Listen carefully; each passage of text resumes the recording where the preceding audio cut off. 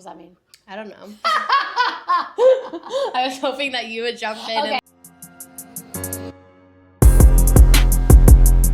Hello, everybody, and welcome back to Behind the Brilliance. I'm Ashtyn. And I'm Danielle. And today we are going to talk about how the lash industry actually is not getting worse. It's actually just getting louder.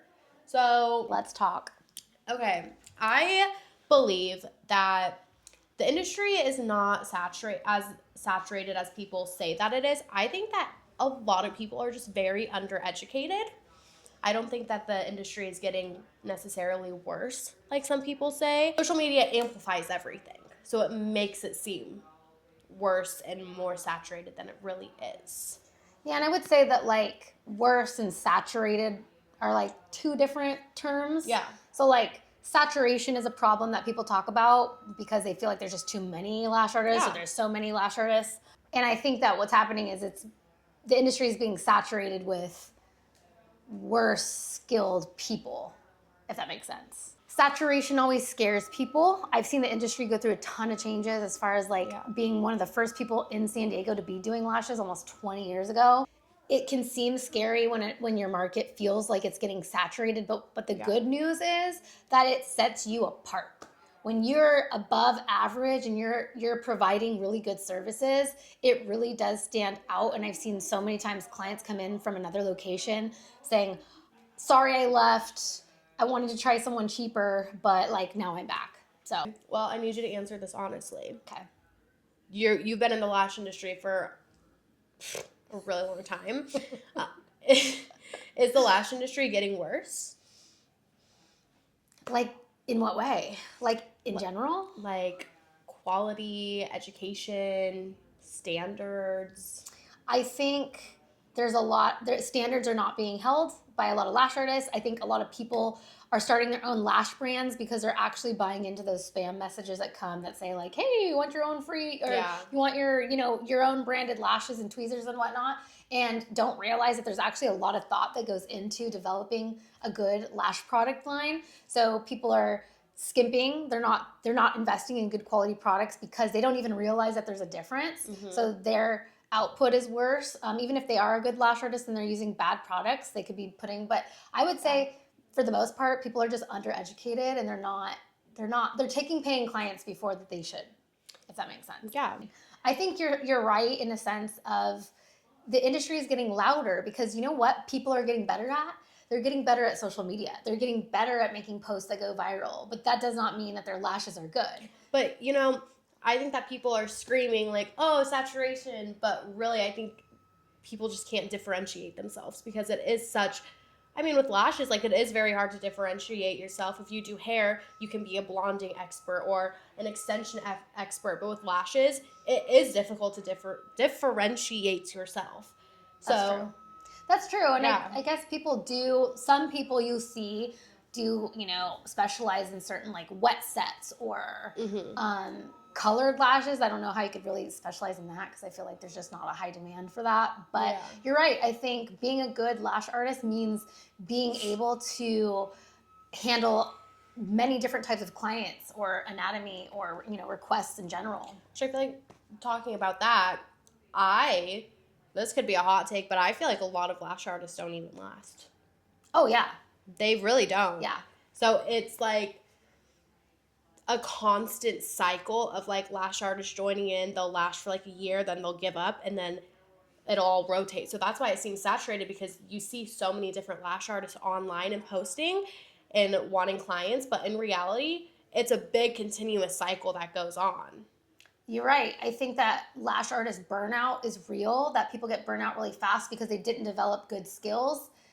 So they could even be, I know a lot of people who got into lashes and got injuries. And I've been lashing for 20 years and I have no pain while I'm lashing because you also need to make sure you're sitting and your ergonomics are correct. But also it's the race to be the cheapest. So that's what happens in this industry. A lot of times people are doing lashes before they're actually ready to be providing services. And so they lower the price, try to get as many clients as they can, and then they get burnt out and they get injured because they're not sitting properly and they're taking all these clients all day long. So yeah, I think lash artist burnout is really common. You're right. turnover. A lot of people are turning over in the industry. They think, oh, what a great thing I could do. I can make a ton of money doing lashes. Then they hate it, so they move on to something else. I agree. Okay, this might be controversial. Are some artists more famous than they are skilled? Ooh, likely, yes. Yeah. I feel like some of the best lash artists that I know don't even post on social media because they're so good that their books are full and they have, word of mouth, which is great too. But I also know lash artists personally who have this amazing presence online. Their lashes even look good in pictures, and I've had them come into audition and the quality of their work does not match what you can see in a picture. I agree, because pretty content hides bad work. Okay, social media is so fake, guys. Like, we already know this. But it's fake to the point where it's almost scary, because somebody could glue every single eyelash together and on a picture it's going to look beautiful because it's the front view.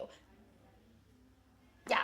Some of the real view of the quality of the work is going to be like up above. They're not the shots that you want to post to social media anyway. Mm-hmm. It's like, or I ask students to send a picture of the client with their eyes open and looking back, which is a super awkward shot, but at least it shows sometimes isolation from a picture. But you cannot tell good lashes from a picture. I can confirm that. But even as a seasoned lash artist, when I'm scrolling through social media and I'm looking at a lash set, the first thing that I do is I will zoom into the lash line and see if they're actually doing good work. Because again, like if you're a client, you're not going to be looking at those kind of things. You're just going to be looking at how the lashes look. But I think in reality, we should all be looking at the lash line and seeing if we can see any stickies or anything stuck together. I took a video actually like 30 minutes ago of a client that we have in here right now who bounces back and forth between us and like a lash artist in Arizona. And you could see that on one eye, the lashes look okay. But when I zoom into the other eye, because she was actually having a ton of irritation because her lashes are adhered together, it's horrible. It's crazy to see how bad lashes could be, but look okay. It's scary. Yeah. Like in a picture. Yeah. Viral Viral sets. I think that goes back to like this extreme styling trend. Like, look at this, like the Ashtyn set. Oh my God. You know what I mean? And it's like, it's weird because an exact styling on me is going to look different on you because of such different anatomy. So it's not really about doing these crazy viral sets. It's about, can you identify the person's anatomy and truly work with it to complement their face? Going off of that, I also think that a lot of these like viral sets, they will look good for the first week, but as soon as you start having fallout, then it starts looking weird because, like, for example, anime sets.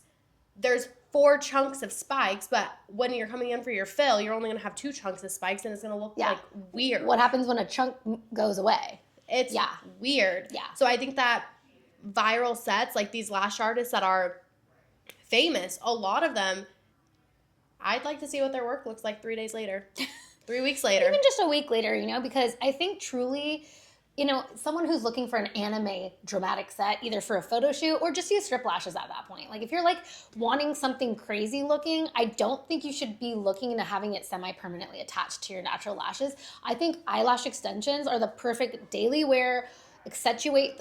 I will say it's the most non-invasive anti-aging procedure you could possibly get because honestly, I know me and my people of my generation, we feel like we look younger with lash extensions. So it's just a beauty service that should complement your face, not be drawing dramatic attention to. Okay, well, since we're talking about like virality, I always try to make fun words, but then I can't actually say that. That was it, virality. Virality. Do you think that TikTok has created a sense of fast confidence within lash artists? Yeah, maybe like going back to this sense of like you could be great at content, but you can also not be good at lashes. So getting a lot of attention from virality does not equate to good skills, if that makes sense. Yeah, no, I totally agree with that because I think that TikTok is a very fast-paced platform. I think that Instagram is more like slow in a sense to where like you're not posting every 5 seconds, but on TikTok like it is important to post a lot. Like it is a very fast-paced thing. It's very trend chasing. I just think like on that note, I find it fun. I have a lot of fun doing like viral content Yeah. things, but there is almost like a lack of authenticity sometimes if all you do is copy someone else. Like, oh, here's a trend. How do we apply it to ourselves? I think there's a little humor in that. But like if you're not actually like sharing real, true, behind the scenes content, then you're kind of stuck in this not ever being yourself. You know, I agree with that. And also bouncing off of that, I think that a lot of these viral influencers, sure they can make a lash set look good. Again, I'd like to see what their retention looks like and how they actually these sets wear. But also, realistically, some of these influencers can't even explain their adhesive chemistry or why something works the way that it works. I feel like a lot of these people who are famous for lashing, they are famous for their styling and their mapping and their like made up sets. Yeah. And again, like we all are in this place where we need to be better at social media. That's a topic that we talk about a lot as far as like my effort versus your effort. Like like it's important to your business, but just being good at posting and getting people's attention doesn't equate to being good at a service.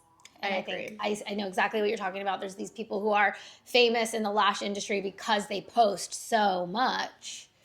But clout and credibility are not the same thing. Yeah, exactly. You're an educator. Correct. Do you think that education quality has gone down?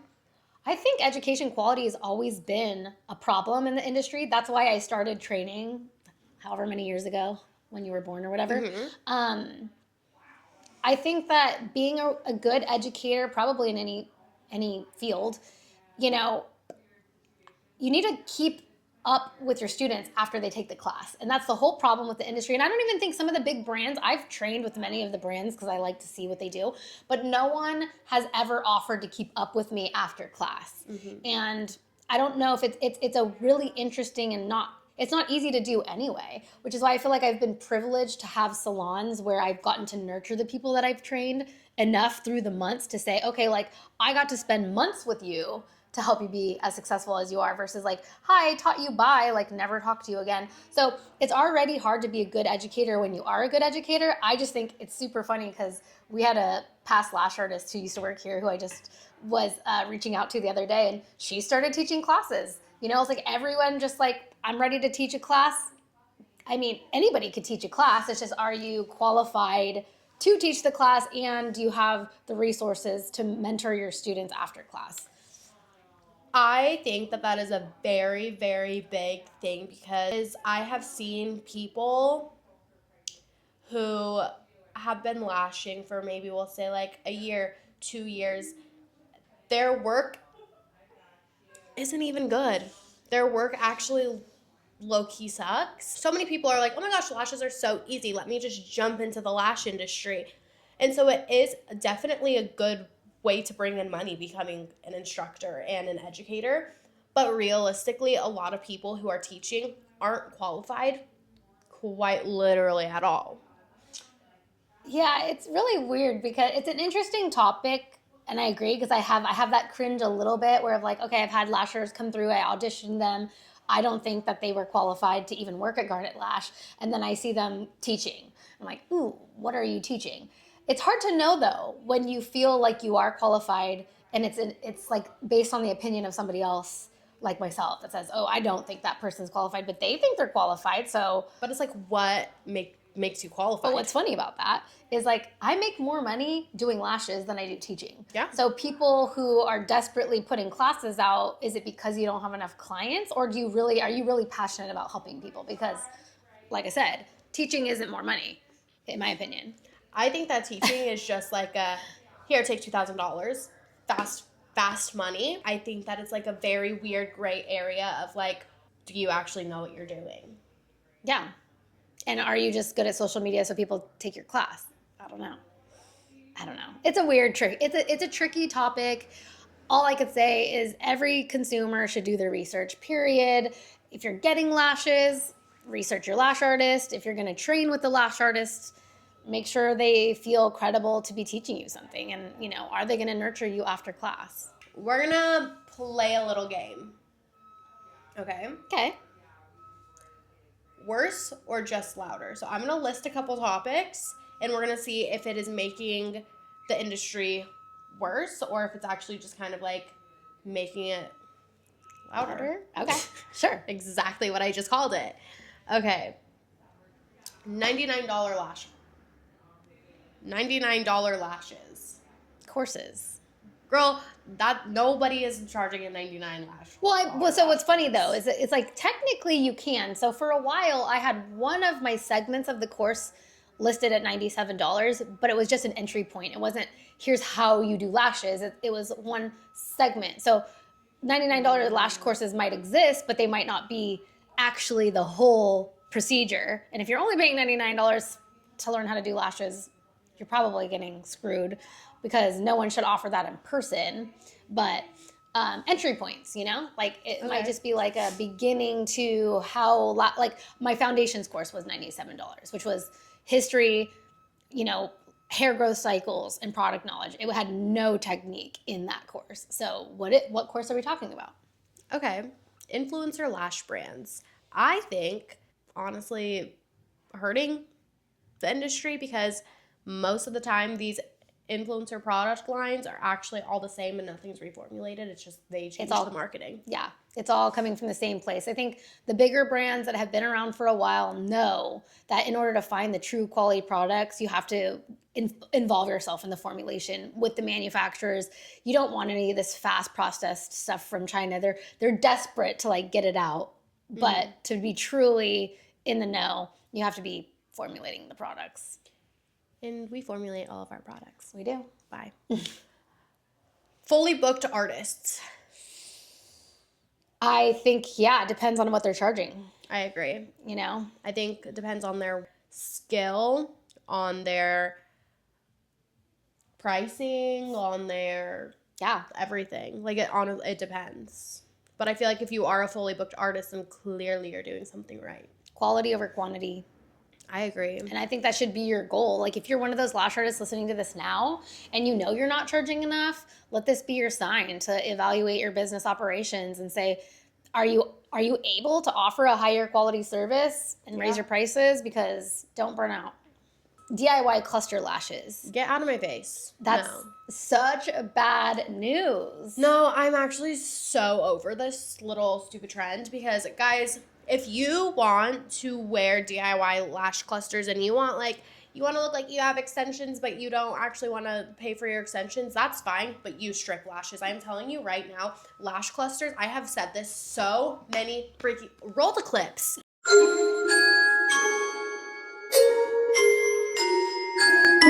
You got a long way to go. Rock with me now.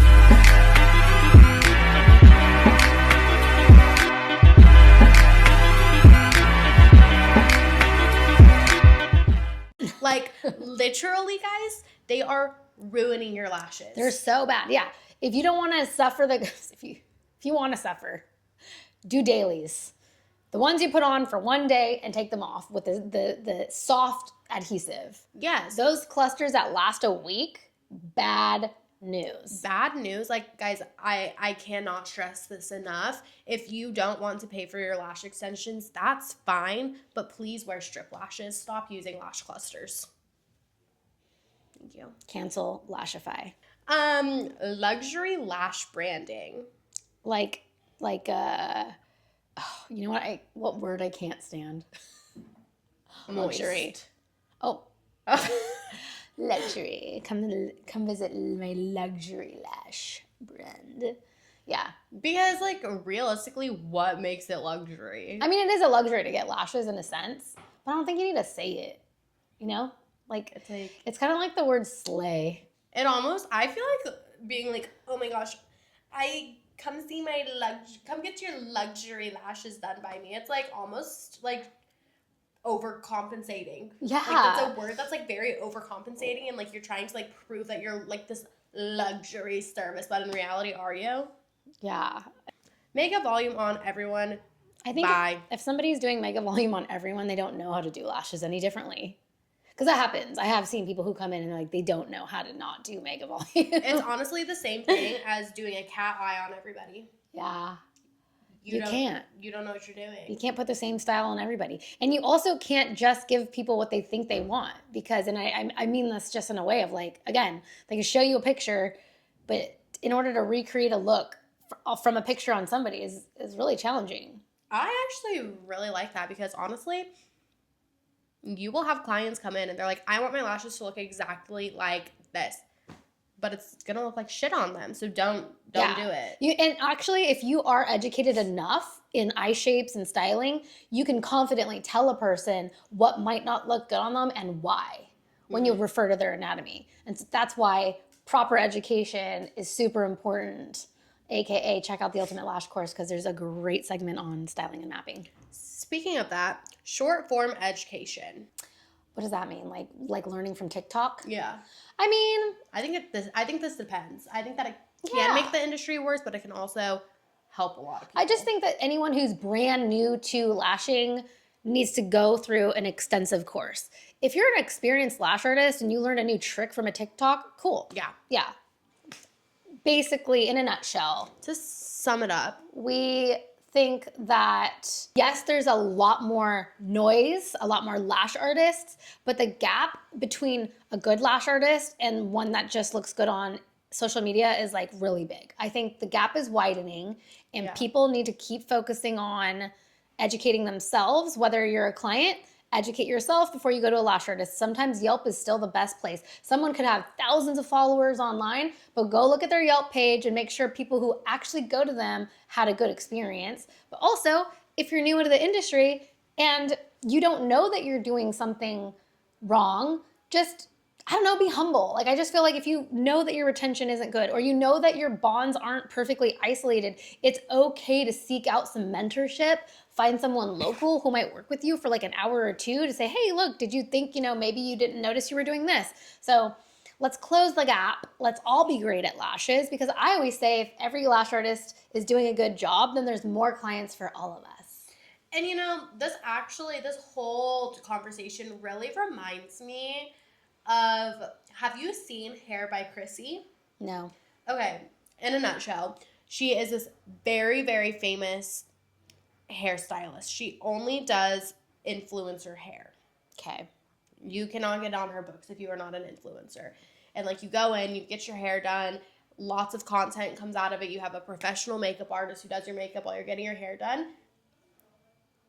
Every single person, their hair is fried after. So her name is Hair by Chrissy, but everybody calls her Hair by Crispy because she doesn't do good at hair. But the production is great. But the production is great. The makeup looks great. These girls look absolutely gorgeous after. But then what are the long-term results? But it's because they all have long-ass extensions. Their natural hair is up to here because it's so fried off. So it's kind of like smoke and mirrors. It's not real. Like not real results. The results aren't real. Yes. And I think that goes into every single industry. You can be such a social media person. You can be so popular. You can have such a big following. But your work, actually, it doesn't have to be good. You just have to be entertaining. She is so famous because all of these famous influencers go to her. If she was only doing normal people's hair, she would not have a business because, well, not just her. I'm not trying to hate on her, but anybody. It's just an example. No, literally anybody. I have a bad story of a plastic surgeon that I went to that was famous and didn't have the best experience, but that's okay. Different story for a different day. Dr. 90210, which was famous I had my first boob job done when I was 18, and I went to this guy who had a TV show. His name was Dr. 90210, and he was only famous because he had a TV show. He wasn't a good doctor or surgeon, whatever. Anyway, okay. But going back to showing this production, right? And I would say, hey, kind of a fun idea to have if you're going to do a transformation and you let your model or your client touch their makeup before the end, that's good.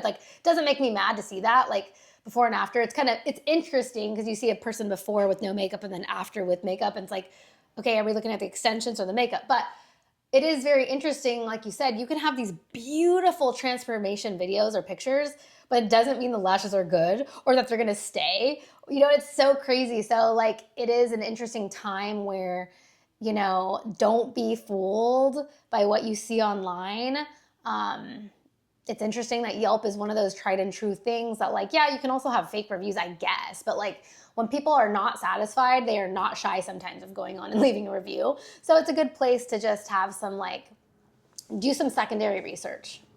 And it's good to note that a lot of like the best lashes in town don't even post on social media. They don't have to. I think that's sometimes something to consider is that someone who has, or you know what, like irks me. I feel bad. No offense if you do this, but like listing your openings. Yeah. Like, don't get me wrong.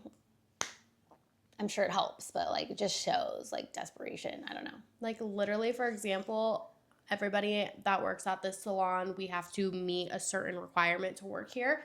And half of the people here don't even post on social media. None of the girls in Monterey do. Oh, 1, 2, 1.5. Yeah. Yeah. And it's because they're so good. they don't need to. I think the other thing, like for the lash artist who might be discouraged because they don't post that much, let's like work on a happy medium of, yeah, things like TikTok are fast paced, but Instagram is a solid place to be. And if you're only posting once or twice a week there, that's okay. Mm-hmm. And if you're focused on delivering an amazing service, you are going to get people who not only return to you, but they're going to speak so highly of you in their networks. And that type of marketing is also powerful. I would say the most important thing to do for yourself as a business owner, rather than posting all the time, is just make sure you're findable anyway. You know, like you or your salon is listed, Google Maps, Apple Maps, you know, things like ChatGPT now pull that information from Google, not from social media. So just be findable. I agree. All right, well, that is all we have for you guys today.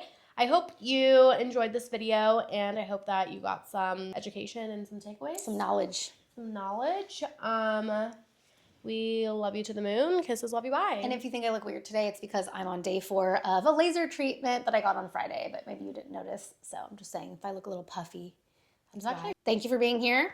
If you have any questions, concerns, comments, or suggestions on what you want us to talk about, please leave us a comment. And we'll catch you next time. See you next week. Bye.